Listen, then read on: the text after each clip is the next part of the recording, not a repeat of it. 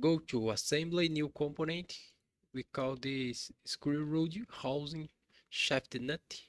Press OK. And go to create a sketch, select the front plane. Select line, make a line here with 4 millimeters. Here 2.75 millimeters, 6 millimeter here, 20 millimeters here. Here is 6, 2.75 millimeters, 4 millimeters here, and close the sketch here. Okay, we have this.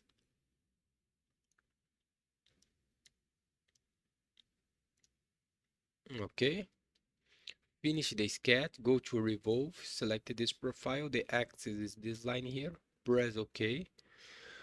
Now go to modify, select the chamfer, select this edge here, this edge here, and this edge here. The chamfer here is 0.25 millimeters. The type equal distance, press OK.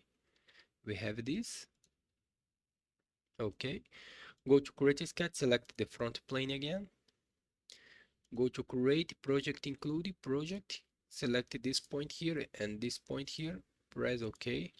Select line, make a line between these 2 points. Finish the sketch.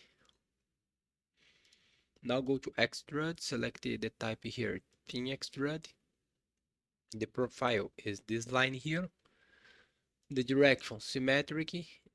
The measurement whole length. The distance 20 millimeters.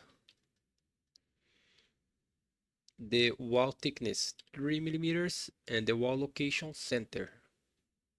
Operation cut, press OK. We have this. Now go to create, select the mirror.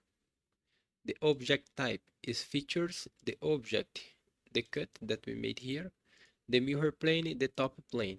Okay, make the same here, press OK. We have this. Now go to create, select the hole, select this face here. Move this to the center of this rectangle here. Okay. The hole type here, simple, select the taped, and the 3D type ISO, and the size 10. And designation here, select the M10x1,